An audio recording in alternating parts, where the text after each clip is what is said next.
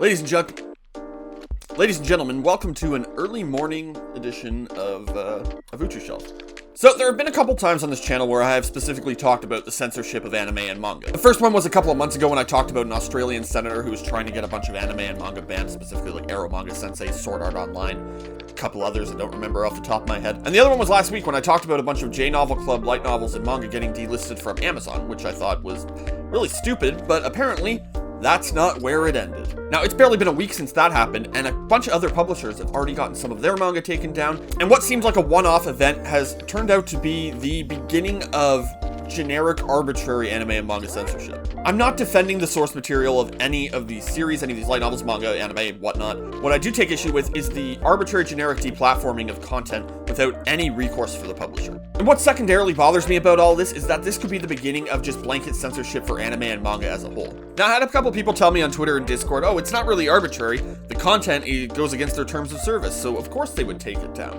Which would be a fair point if it was like that at all. Now, in the video I made last week, I talked about two manga, Made in Abyss and A Girl on the Shore, that had more explicit content sexually than any of the light novels that have been delisted, any of the manga that have just been flat out banned from sale from Amazon and so forth. And I still stand by my point that if it's one thing is okay, the rest of it should be okay. But here we are again, because yet again, more censorship and more deplatforming is happening. So apparently when I made the video last week, there was a bunch of manga and anime from other publishers other than jnovelclub that just completely flew under the radar when I was doing research. Got the list right here, so I'm just going to read through them all again. Some of them might be duplicates of what I talked about last week, but regardless, I want to talk about all the stuff that has been banned so far. So according to comicbook.com, Amazon has retailers selling the affected novels physically, and digital editions can be found in English through Amazon JP. You can find a full list of the delisted titles below. So that's Ari Ferretta from Commonplace to World's Strongest Light Novel Volume 6, How Not to Summon a Demon Lord Light Novels Volume 3, 6 to 8, and 10, Fixed Bathing in Another Dimension, the light novel Volume 6, There Was No Secret Evil Fighting Organization, seriously? So I made one myself, Volume 1, Infinite Stratos Light Novels Volume 8 and 3, Seirei Gensoki Spirit Chronicles Light Novel 4, Grimcar of Fantasy and Ash Light Novel Volume 1, Lazy Dungeon Master Volume 2, The Greatest Magic Master's Retirement Plan Light Novels Volume 1 through 6, Clockwork Planet Light Novels Volume 1 through 4, I Shall Survive Using Potions Light Novel Volumes 1 through 4 and the manga Volumes 1 through 3, and then No Game No Life Light Novels from Yen Press, Ora Emo's manga from Dark Horse Comics, and Arrow Manga Sensei manga from Dark Horse Comics. Now, I can see why Amazon would have maybe delisted a few of these, but some of them, like Infinite Stratos, was, yeah, it was kind of ecchi, but it wasn't super terrible to my recollection. Grimgar of Fantasy and Ash, again, still doesn't make sense to me. I don't recall there being any sex scenes or, like, really over-the-top ecchi stuff. I don't remember ecchi stuff at all. It's been a while since I've seen the anime, but maybe there's some stuff in the light novel that I'm just missing out on. I don't know. And not to knock the rest of these titles, but a lot of them seem like just generic isekai fantasy kind of stories, which are pretty much all character-driven with a lot of ecchi kind of sprinkled in. Again, I haven't read most of these. I can't really comment on them further, but it doesn't seem like, in comparison to stuff that I've already brought up, like A Girl on the Shore and Made in Abyss, that these would be any worse. Now, as I guessed, with the deplatforming of these manga, I figured that hentai doujinshi would probably be soon to follow. Now, Fakku is probably the leading name in English hentai right now, and they had a bunch of their titles delisted and banned from Amazon. Now, I'm not going to go through a list of all the Fakku titles that have been banned. Suffice to say that if I did, I would probably have to censor the crap out of this next section, but said if you're a person of culture, I will leave some links in the description below. You guys can just have fun.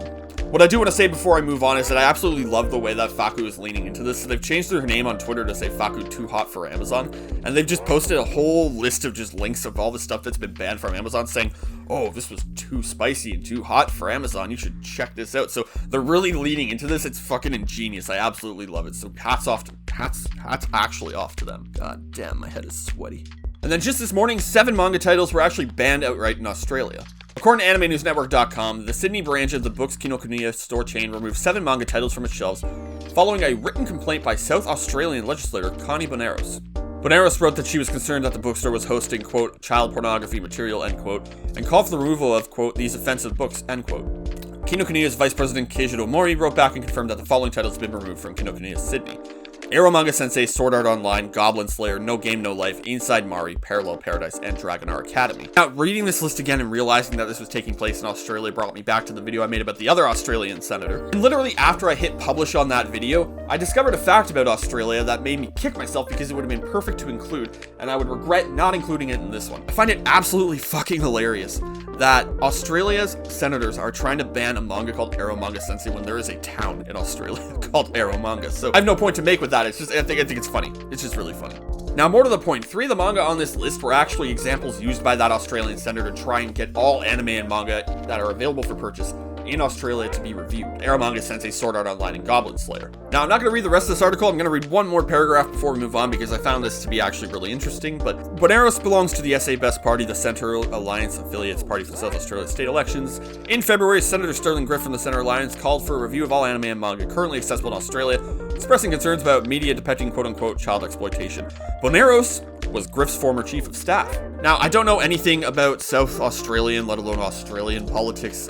I assume that this is kind of a fringe candidate that nobody gives a shit about. Suffice to say that Sterling Griff is probably sitting at his home feeling pretty good about himself. Now, I really didn't plan an ending for this video. I just wanted to sit down and talk to you guys about what's been going on in the world of anime and manga censorship. And I think we can all agree that despite the content of these novels and manga and light novels and so forth, that blanket banning and deplatforming these series makes no sense. But the arbitrariness of it all is a little bit worrying because while a lot of these titles seem to have been taken down for their sexual content, specific depictions of violence might be looked at next, death and gore and stuff like that might be looked up next. The fact that publishers have no idea what the hell is going on other than the fact that they can't sell specific books on specific platforms, it's just worrying. And I'm not going to subscribe to this weird conspiracy theory of, oh, they're coming for your anime and manga. They're going to get rid of all the anime. They're going to ban all the manga. And we're never going to have to read stuff from Japan ever again. It's bullshit. Those goddamn SJW cuck snowflakes. Which I've seen a lot quoted around Twitter. Well, no, I don't believe that all anime and manga are going to be censored. I don't believe all anime and manga are going to be delisted and deplatformed from like Amazon and stuff like that. The fact that you can just arbitrarily take something and say, this is not okay for this specific set of stuff, but we're still going to sell this, makes no sense, and we should be able to hold Amazon accountable to that. Now, as always, I want to hear your guys' thoughts on this. Let me know what you think in the comments below. Hit me up on Twitter at UchiShelf, Instagram at UchiShelf. Don't forget to like and subscribe as well. The support means a heck of a lot to me. It shows me that you guys want more content. Maybe not like this, but maybe more like all the other stuff that I make. But that's it for now, and I will probably see you later this week when more of this stuff happens again. But until then, happy reading.